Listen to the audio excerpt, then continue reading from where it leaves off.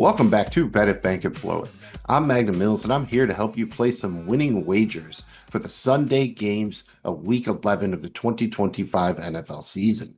Thank you very much for checking out the show. Bet It, Bank It, Blow It is presented by Seize the Gap Fantasy Football. Find our content wherever you get your podcasts and on YouTube. Find us on social media at Seize the Gap FF and on the web at seizethegapff.com. Very simple, very easy to remember, just like the flaps, FLAPS. Follow, like, and please subscribe. If you had fun, please remember to hit the thumb. And you should know that while we are not affiliated with DraftKings or the DraftKings Sportsbook, we are getting our odds and wagers from the DK Sportsbook, and everything is accurate as of November 13th, 2025. And here on Bet It, Bank It, Blow It, our preferred currency is the Cricket coin. In Cricket, we trust, so all of our wagers will be in the form of Cricket coins. Kick things off with just some overall thoughts on the Sunday slate before we start getting into the picks and wagers. We have the new coach for the Giants in place. You have the interim here. I don't know what impact that's going to make in terms of wagering for or against the Giants this week. I'm more interested in what the impact of Jameis Winston as the starting quarterback will be.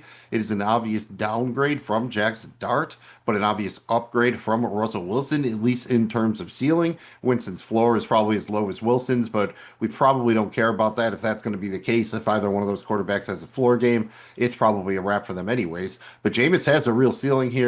He's willing to take some chances. The Giants certainly don't have the playmakers at their disposal that they would like to have if you look at who's hurt, but they still have a couple guys out there with a little bit of juice. Jameis is not afraid to take some chances, so I'm a little bit more skittish about the chances for the Packers here, especially kind of teetering with the injuries of their own. Losing Elton Jenkins, their center, could be a big deal for them. So that's a game I'm watching here. I was wondering if Winston was going to get the start, and when they officially made the move, I backed off even a little bit further than I was previously. So might have some interest in a couple of props in that game or something, but it's probably shaping up to be more of a stay away from me. And then you have two teams trying to bounce back here, the Tampa Bay Bucks and the Buffalo Bills. Going to be a crucial game for both teams. The Bucks have a more comfortable cushion in their division. For the Bills, they probably have to have this one if they really want a shot at another AFC East title. The Patriots have the easier schedule. They've been playing very well, and it looks like they're going to keep rolling on Thursday Night Football. So big game for both the Bucks and the Bills. I have interest in certain parts of that game, but we'll get to that in a little bit. And then you have two teams that are trying to save their season. You know, I'm sure there's various levels of investment between the different coaching staffs, interim coaching staffs, and the players.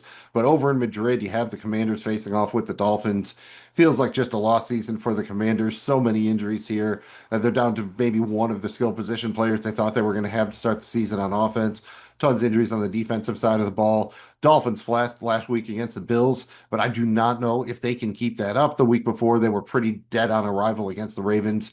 Somewhere in the middle here is probably where it lands. Definitely like Achane and Waddle. One of the things I like about that Dolphins offense is how focused it is on those two players. It makes it much easier to attack from a wagering standpoint and gives you some trust starting them in fantasy football, using them on DraftKings, that sort of thing. Mild interest in the Washington side of the ball. Mariota's going to have to do some work here. Don't mind him as a fantasy streamer, but I do not know how much action I'm going to have on the Commanders or even on the Dolphins, frankly, when it comes to the actual game. Overseas games are generally a stay away from me to start with, and then you throw these two particular teams facing off, and I do not have a ton of interest in trying to pick a winner, but I know I will be up, at 9 a.m., breakfast in hand, coffee in hand, watching this game, so hopefully it is a good one. And all around the league, you have a couple of divisional matchups at each conference with huge implications here.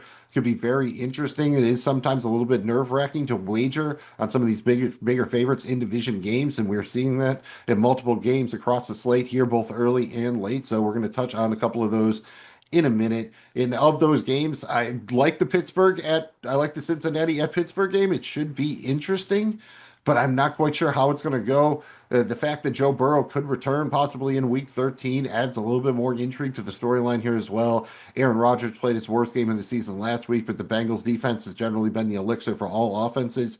Everybody looks good against them. I mean, the Jets scored like 38 points against them, and I remember that because it knocked me out of a Survivor League. You have Davis Mills that's going to start at quarterback for the Texans, still favored by 6, traveling to Tennessee, but Tennessee, another team with the interim coach, coming out of a bye. They've been pretty feckless all season. I don't really think they can get enough done against that great Texans defense. But would I be shocked if Texans don't cover here? Not at all. I mean, Davis Mills played a fantastic fourth quarter against the Jaguars, but I think part of that was the Jaguars' collapse as much as what the Texans did on offense. I like some of the younger players they have there in Marks, Noel, Higgins. Lot to like on that side of the ball, but the Texans really have a lot of work to do on the offensive line here. I think they win, but it's certainly a little bit again of a nerve-wracking game that I'm probably not going to be dipping into too much. And then the Falcons are a team I've just put officially on my stay away list. They're favored by 3.5 at home against Carolina. Again, another team that theoretically I like a lot of the pieces Carolina has. I just have no idea how they're going to congeal together. Rico Dowdle has been carrying the offense for the most part. I do not think that Bryce Young has thrown for 200 yards in 8 straight games or something like that. If that's the case here, unless the Atlanta offense completely face plants, I feel decent about Atlanta, but every time I've thought that this season, it has burned me. So once again, probably just staying away from the Falcons in general. I think there is a chance, I mentioned it with Jameis that we could possibly get a sneaky shootout in that Green Bay Giants game. 42.5. I'd like the over on that one if Jameis can get anything going. But of course, if bad Jameis shows up, you can see the under coming in here. Obviously, the Packers offense looked like it was stuck in mud against the Eagles, but I know the Giants have a good pass rush. I still think the Packers are going to get the offense back on track a little bit. By hook or by crook, they have to find something that works, but I do have confidence in that coaching staff to get it done. And then the total in Kansas City at Denver is interesting, 44.5. Both teams have pretty good defenses. I mean, the Denver defense is fantastic. The Denver offense has been very hit or miss, very hot and cold. Jekyll and Hyde here. A couple of amazing comebacks, but they've also gotten themselves in deep trouble. Could barely move the ball last week on Thursday Night Football against the Raiders. The Chiefs offense has looked great at times since the return of Rashee Rice, but they've also struggled, most notably in their last game against the Bills. They're coming out of the bye here. I think there is a chance if Kansas City gets up early that we're going to see the Broncos offense turn it on like they have, and that would put us in a spot where I think we could get 50 plus points in this game. I'm not running out of my way to bang the over, but I do think there is some sneaky shootout potential in that one.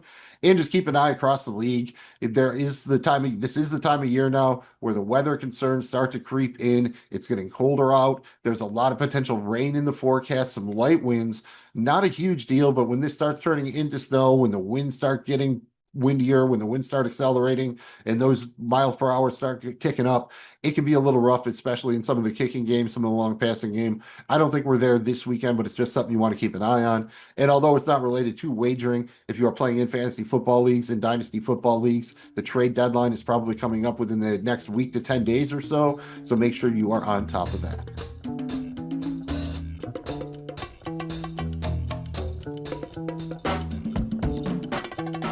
Every NFL season, the Westgate Sportsbook in Las Vegas famously hosts their Super Contest, their NFL wagering contest, and we host our SupaFly contest. It's just like theirs, but, more fly.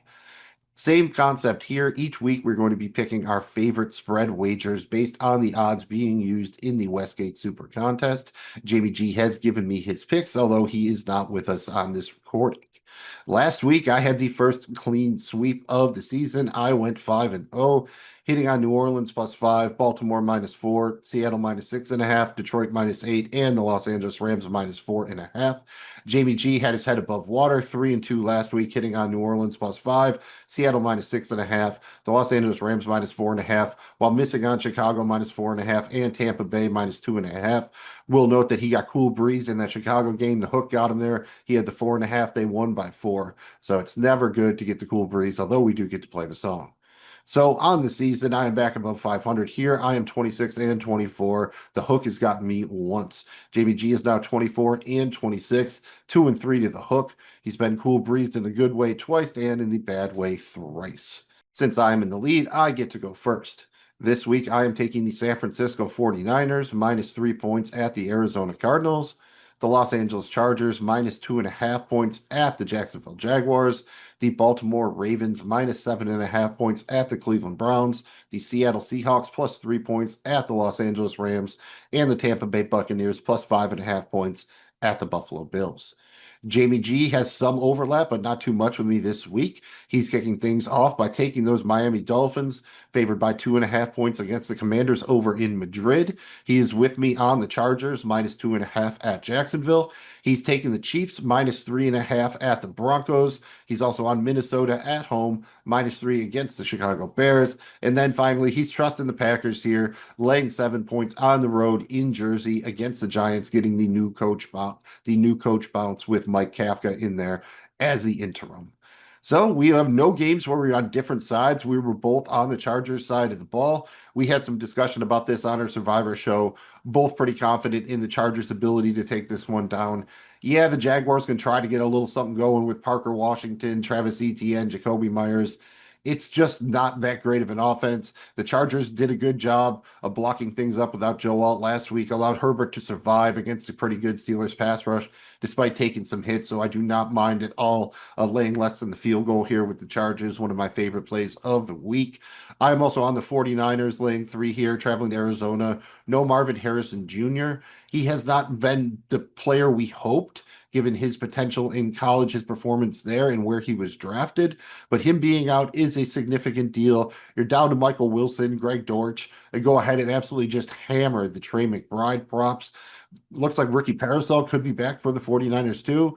That's a pretty big deal. Mac Jones has played pretty well. I think Christian McCaffrey is going to eat here, so don't mind laying the 3 at all, despite it being a divisional matchup. Jamie G again taking the Dolphins -2.5 against the Commanders. They should win. I think the Commanders have given up 20 points in 4 straight games. I don't know that the offense for the Commanders has more than 24 in them. So you figure if the Dolphins get to 24, 27 points, they're probably good to go. A-Chain has a game, Waddle has a game. I see how it gets there. If I was going to pick a side, I probably would lay the points with the Dolphins. But for me, just given the nature of the two teams playing, is it's one and the overseas aspect, I would probably stay away from it. I'm laying 7.5 with the Ravens of Cleveland. Really wish it was 6.5, but deep down, I think they're going to win by somewhere between 12 to 20 points. So I'm not terribly concerned with laying the 7.5. Dylan Gabriel is just, he is what he is, man. Maybe he's a career backup. I'm expecting he's going to make a couple mistakes. So even if the Ravens offense isn't a world beater, if they get 20 points on the board, it still might be enough to cover. And I'm pretty confident they're going to get at least 24, 27, somewhere in that range, even if it's not a full 30 burger. Jackson is looking pretty good. Missed practice on Wednesday, but he's back in full on Thursday. So not really concerned about that. Could be another nice spot if they can get Derrick Henry going. And then Jamie G is laying the 3.5 with the Chiefs. I like what he's going for here. You're leaning on Andy Reid's record coming out of the bye, and the Chiefs are obviously a better team than the Broncos when you look at both sides of the ball. The Denver defense is certainly superior, but that Broncos offense has been downright ugly at times this year. They've had some moments where they've come through in the clutch when they've had to, but until their backs have been against the wall, they just have not been that productive. And now you're going to have to lean on RJ Harvey, most likely, who I do like. Very nice prospect as a rookie, but no J.K. Dobbins. That means you're going to get one of Jaleel McLaughlin or Tyler Bidet getting real touches here. And that's just not great. I mean, it's going to at least offset the struggles that the Chiefs have with their running back position as well. Probably won't have Pacheco here. Hunt is serviceable. I like to see Bashard Smith get a little bit more involved. I like Kansas City here. I wish it was 2.5, not 3.5, but I don't mind what Jamie G is putting down. I probably have a slight lean towards Kansas City, but again, probably a divisional matchup I want to stay away from. Also, because I did pick Denver to win that division, and they probably need this one if I want to cash that ticket. So I'm trying to remain neutral, but I do have a little bit of a skin in the game on that one. And then I am taking the Seahawks +3 at the Rams. I'm also picking Seattle straight up to win this game. Both teams are very good. I know the Rams have more of a track record, certainly with Matthew Stafford than Sam Darnold does. But the Seahawks have wildly impressed me this season. That defense has been awesome. I like the addition of Rashid Shaheed. Torrey Horton should be healthy as well. You get the Cooper Kupp revenge angle. Jackson Smith and Jigba has been the best receiver in the league this season, especially when you factor in the fact that Puka Nacua has not managed to stay healthy. I love everything about the Seahawks. Sure, there's a chance that bad Sam Darnold shows up here, but I really think that defense is going to present some problems for the Rams offense, who really lack options behind Nakua and Devontae Adams, who's probably going to be playing hurt this week. I'm not really a believer in Kyron Williams, so I'm going for the upset in that one. Jamie G is laying the 3 points at home with the Vikings against the Bears. Fair enough. You're just hoping that JJ McCarthy doesn't kill you. I'm very impressed with what that Vikings defense has done the past 2 weeks. I know they lost to the Ravens last week, but I thought the defense held up their end of the bargain. McCarthy was decent, but not great. You have to find a way to unlock the weapons that they have on offense there. Hoping that can happen. Caleb Williams definitely impressed me with his fourth quarter play for the Bears. But again, look at how far they were behind a Giants team, down double digits in the fourth quarter. They really had no business being in that position at home. So it's hard for me to trust the Bears, despite the process that they're showing under new coach Ben Johnson. So I'm with Jamie G here. I would probably be on the Vikings. Jamie G would probably be with me in a reverse jinxie kind of way, with me taking the Bucks plus 5.5. Just feels too heavy. Should be 3.5. I know the Bucks are banged up, but Bucky Irving and Godwin have both returned to practice this week. Not impossible that they play. I like that the Bucks are leaning a little bit more into Cade Otton, Tez Johnson, and Sean Tucker at running back, who's definitely got more juice than Rashad White, and certainly at this point in their careers. So I know it's a little bit blasphemous to go against the Bills here, but I think even if they win, they're winning by 3 points, 4 points, something like that. So I'm perfectly willing just to take the 5.5 here out of principle. And then we have Jamie G laying the 7 with Green Bay. They should cover this. It really shouldn't be a problem. They've just been such a schizophrenic team that they're now approaching Atlanta status for me, where I just want nothing to do with it. I don't want to be on them. I don't want to be against them. If I had to pick a side here, yeah, I'm probably laying the 7 with the Packers, but man, I don't feel comfortable. Don't feel comfortable about it. But I am always curious to check out the Jameis Winston experience. Both the quarterback and the Jazz trio, both are excellent. Straight up now, tell me, is it gonna be you and me together? Or are you just having I'll be honest with you, betting the spreads and the totals isn't for everybody. Sometimes people just want to bet on a winner straight up. That's what we have Paula's picks for. Shout out to our favorite Laker girl, American Idol judge, former 80s pop star Paula Abdul. She is here to help us out with some money line wagering. This is a contest where we're trying to make the most cricket coins, but we're also trying to compare money line wagering to spread wagering. So as the season goes along, we're going to be betting our favorite money line each week, but we will be comparing the results as to how we would have done betting on the spread. We each started the season with 1,000 cricket coins. Because we are past week 7, we have to wager between 15 and 75% of our current bankroll on our favorite money line of the week. Whoever has most coins at the end of the season wins, assuming they are in the green. Going into week 10, I was trailing Jamie G, so I went with a full max wager, about 747 cricket coins on the Seattle Seahawks money line at minus 305. Got me home easily, turned a profit of about 245 coins, putting me at about 1,240 on the season, so up about 240. Jamie G laid 440 coins on the Chicago Bears money line at minus 218. He had to sweat it out, but they got there, so he turned a profit of about 202 coins. So he's currently at about 1,464, so up about 464 on the season. That means overall on the money line, we are up about 704 coins. If we had been placing these same wagers on the spread, we would only be up about 177 coins. So right now, betting on the money line has been the way to go. Jamie G is in the lead here, and Jamie G is in the lead over me, up about 224 coins on me for the season. That means this week my minimum wager is about 186 coins, while my maximum wager is about 930. Jamie G's minimum wager is about 220 cricket coins, while his maximum wager is about 1,098 coins.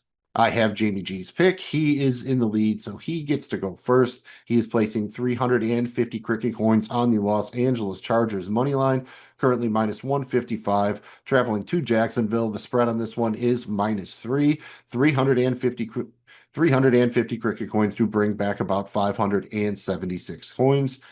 I like that so much that it's basically what I'm doing. It kills me, but we make these independently. There is some overlap sometime. I was looking at the San Francisco money line. I thought about being frisky and putting a smaller wager on that Seahawks money line, which is in plus territory because they are the road dog. But at the end of the day here, I just like the Chargers money line the best. I feel the safest about that game. It avoids the divisional respect of it, so I don't mind taking the road team as opposed to having to take the divisional team on the road here with the 49ers. So that's why I'm going with the Chargers, but I am betting more than Jamie G. I'm putting 500 cricket coins on the Chargers money line, again minus 155 at the Jaguars. Spread is 3 points. 500 coins to bring back about 823 coins. So if I can hit this one, I will pick up a little bit more ground on Jamie G, and that's kind of the game here. You can only make one money line wager, so unless you're willing to go crazy, if you fall behind, the best way to try to make it up is slowly and steadily. So that's the plan, at least for now, according to Paula Abdul. straight up. I didn't win 5 batting titles because it was fun. Right. I won it because I wanted to be the best. Do you see what I'm saying? Nah, not really, man. There's nothing more fun than winning. So come on, drink up. I'll have one with you. Nice. Let's do it, All Boggs. right. Let's drink. Cheers. Let's move from one 1980s icon to another. Yes, I'm talking about Boggs, Wade Boggs, a man who is most assuredly still alive. As much as you want to, you cannot outdrink Wade Boggs on a plane. Doesn't matter if you're flying cross country, internationally, just a little puddle hopper to Atlantic City. Doesn't matter. Boggs will drink you under the table. So if you can't outdrink him, you might as well bet like the man. And that's what we're doing here on Bet It Like Boggs. This is a player prop thing in honor of the man, Wade Boggs, again, most assuredly still alive. Also doing a baseball thing here. So we have 3 wagers and a parlay. 3 wagers are a single, double, and a triple. The parlay is our home run, which is a 3-leg parlay consisting of our single, double, and triple wagers. Got to put 100 coins on the single, 50 on the double, 25 on the triple, 10 on the home run. So we each have 185 cricket coins at stake each week.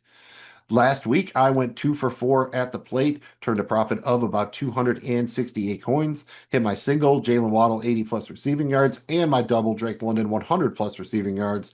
Missed on my triple, the Taysom Hill anytime touchdown, so only went 2 for 3 on the single wagers, did not hit the parlay.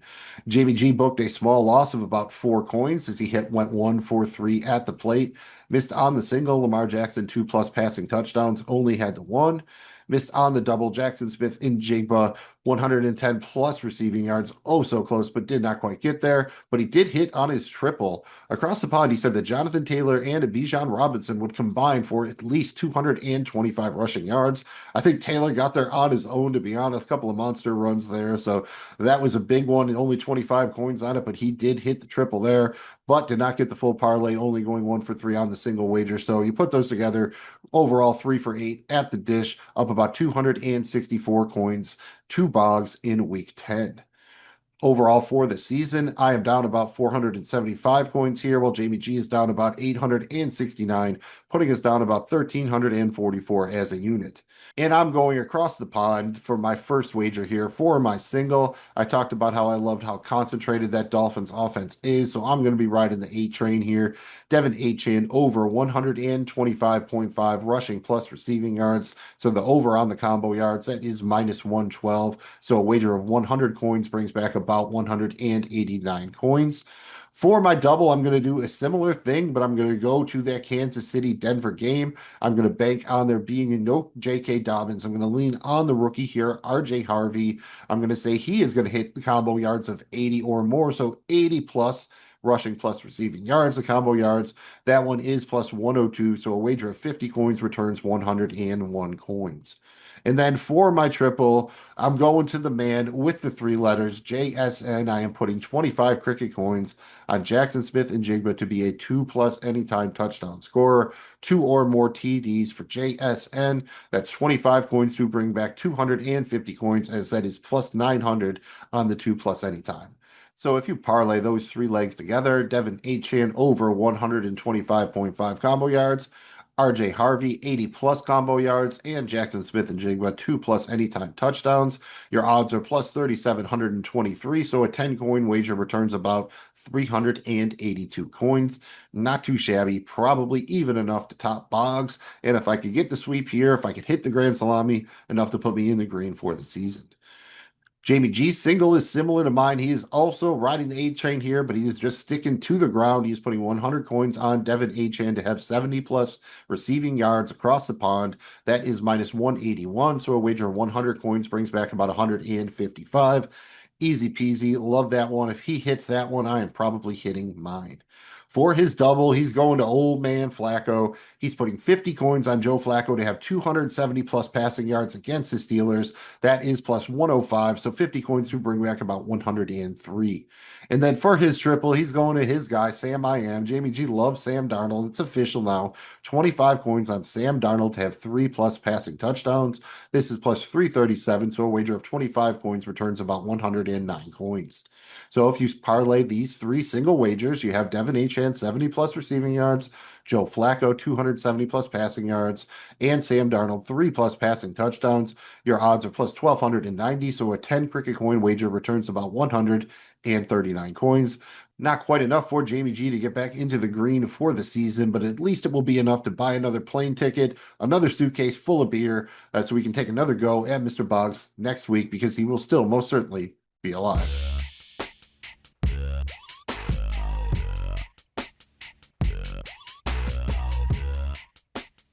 One of our goals here on Bet It, Bank and Blow It is to always be improving ourselves and pleasing those around us. Sometimes that means taking it slow, taking your time, and focusing on a little floor play. This is a concept where it is a wagering contest, but we're trying to specifically grow our bankroll slowly and incrementally over the course of the season. Each week, we're going to make our favorite floor wager. This is a wager with odds of minus 150 or shorter, and we have to wager 50% of our current bankroll on that floor play. That's it. Nothing more complex than that. We each started the season with 1,000 coins. Whoever has the most at the end of the season is the champion, as long as they are in the green. Last week, I had 873.88 cricket coins on the Detroit Lions, minus 2.5 on the alternate spread. Easy peasy, did not have to sweat that one, wouldn't even needed the alternate spread, so I profited by about 406 coins. Jamie G was on Tampa Bay, plus 2.5 on the alternate spread, did not get there, so he lost his approximately 143 coins. But we did book a win of about 263 coins for the week, thanks to me being successful with my floor play. On the season here, I am in the lead. I have about 2,154 coins, so I'm up about 1,154 coins. This week, I must wager 1,076.75 coins. Jamie G is now down to about 143 cricket coins, 142.91 to be precise, putting him down about 857 for the season. This week, he must wager half his bankroll, so that's 71.46 coins. For the season, we are up about 296 coins. I am carrying Jamie G in this segment. I'm going to try to keep doing so. Hopefully, he can get it back on track here. I'm going to go first. I have to wager 1,076.75 cricket coins, and I'm just going to put them on the Baltimore Ravens money line. It's very, very short here at minus 440. Thought about going with some alternate spreads, getting a little bit tricky with it, but the idea of floor play here is slowly, incrementally. I've already doubled since the start of the season. I don't want to be overly aggressive here, so I'm just taking the Ravens money line minus 440, so that's about a wager of 1,077 coins to bring back about 1,321 coins. I have Jamie G's floor play, and I don't know if this is a good thing or a bad thing, but he's doing exactly what I'm doing. He has 71.46 coins on the Baltimore Ravens money line at minus 440, so 71.46 to bring back about 88 coins. I like the strategy here. I know how Jamie G works. He is just trying to book a win. He's missed a couple of these in a row. So instead of trying to make up ground in the contest, he is just trying to manufacture a win, as he likes to say. I get it. I hope it is the right play and that he's now tailing me, and that's how we wound up on this. Not that I'm going to wind up in his jinxed pick. I do feel really good about this, though. That's why it is the floor play this week. Ravens money line. Go ahead. Book him, Dano. Go long! Go long! Oh, hell, I'll do it myself.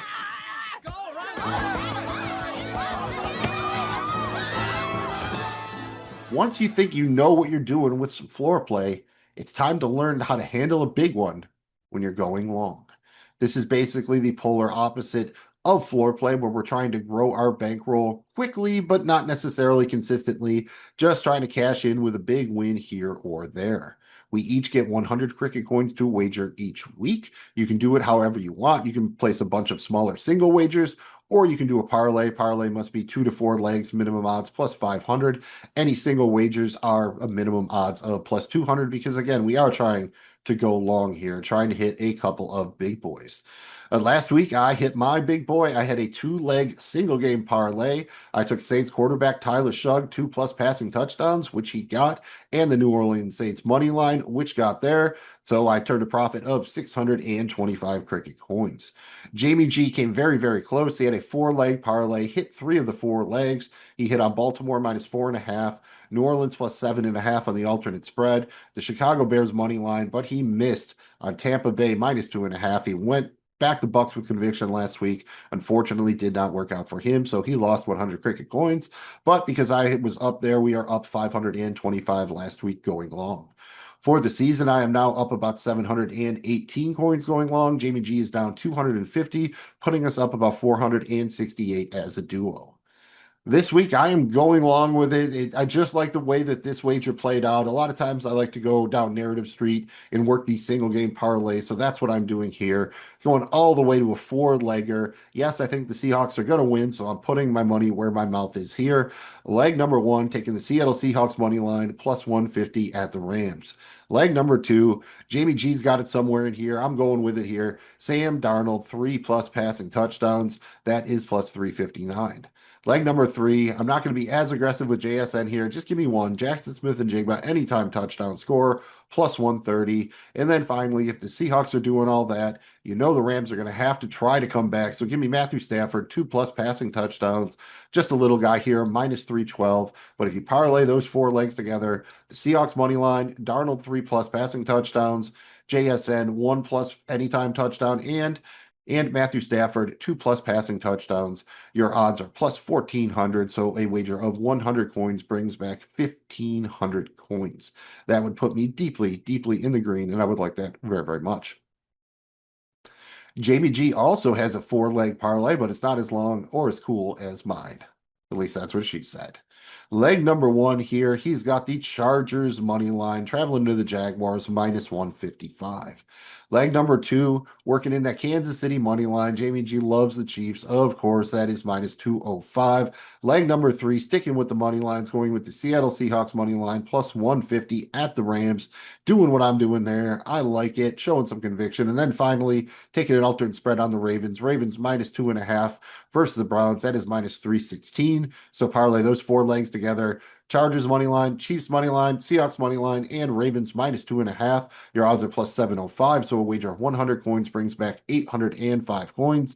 Man, if we could hit both of these, you're looking at a nice, cool 2,000 coins. Not quite enough to start construction of our own money bin yet, but at least we could get a kiddie pool and dive around in some coins. Not as fun as it sounds, but it would look really cool on the Instagram and whatnot. This is it, baby. End of the road. Once you've gone long, you arrive at the grand finale.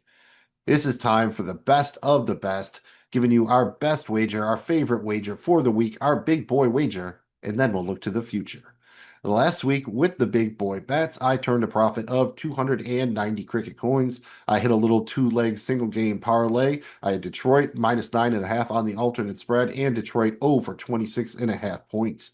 Jamie G missed his big boy wager, so he's down 250 coins. He went for the Lamar Jackson 2+ passing touchdowns here. Unfortunately, Jackson only got the 1, but as a duo, we still turned a profit of 40 cricket coins for the big boy bets in week 10. Overall on the season with the big boy bets, I am up about 1,382 coins. Jamie G is down about 348, putting us up about 1,034 coins as a duo.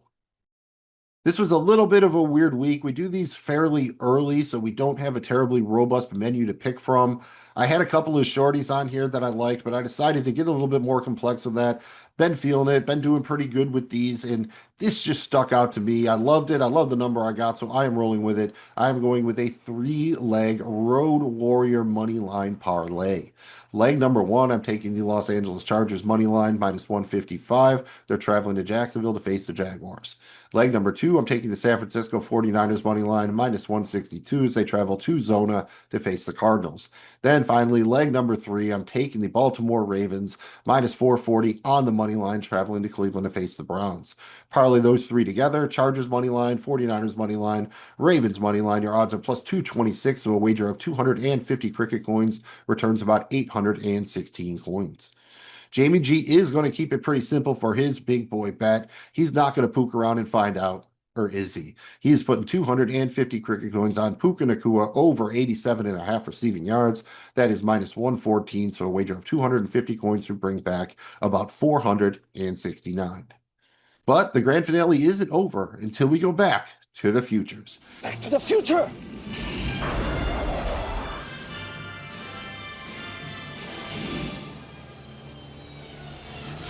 JBG and I each have one futures wager for you that we like here. You have three options. It's like you're going through the drive-through. You got a small, medium, or large. Small is 25 coins, medium is 50 coins, and the large is 100 coins. So those are your wagering options: small, medium, or large. I am going to look to Matthew Stafford here. I think the man is going to be the leader in touchdown passes when it's all said and done at the end of the regular season. That is plus 105, and I'm going large on this one. Let me go large. So a 100 coin wager at plus 105 brings back 205 coins. He's currently in the lead by 5 touchdowns over Goff. Better schedule and just less tendency to run it. If the Rams get down in the scoring zone, it's usually Stafford doing work. When the Lions get close, they like to get tricky. They're running it. They're throwing it to offensive linemen. They have running backs throwing the ball. The Rams do not generally get that tricky. Very, very confident. Assuming he stays upright, Stafford is going to lead the league in touchdown passes. And Jamie G is doing something I definitely don't like. He's saying good things are going to happen for Jerry Jones. Well, at least I guess it's kind of relative to where the expectations were, but still, it's more than I would give to Jerry. Jamie G is going with a medium here. He's taking 50 coins and he's putting them on the Dallas Cowboys to have over 6.5 wins. That is minus 135, so 50 coins to bring back about 87. As we record this, going into this week against the Raiders, the Cowboys currently have 3 wins. So let's give them that one. So they're at 4. They play the Commanders and Giants in week 17 and 18. So let's call that 5-6. So you're pretty close, but then they're going to have to win one of these games, either versus Philly, versus Kansas City, at Detroit, versus Minnesota, or versus the Chargers. I think they have a good enough offense to get one of those, but I think they absolutely have to win this game against the Raiders. So the number I think will definitely get shorter if they win and quite a bit longer if they lose. So I think I like what JBG is trying to do here, despite the fact that it means Jerry Jones is probably picking up a victory this week. And you've already picked up your first victory of the week because you just checked out Bet at Bank and Blow It. Thanks again for checking out the show. Any questions, comments? Did we help you out? Did we screw you over? Let us know in the comments. Hit us up on social media, all that good stuff. Once again, good luck this week. Bet at Bank and Blow It is presented by Seize the Gap Fantasy Football, and you can find our content wherever you get your podcasts and on YouTube. Find us on social media at Seize the Gap FF and on the web at seizethegapff.com. Very simple, very easy to remember, just like those flaps, FLAPS, very important to our success. Follow, like, and please subscribe. If you had fun, please remember to touch the thumb. I am Magnum Mills. On behalf of myself and JVG, I want to remind you that we can help you bet it, we can help you bank it, but blowing it is up to you.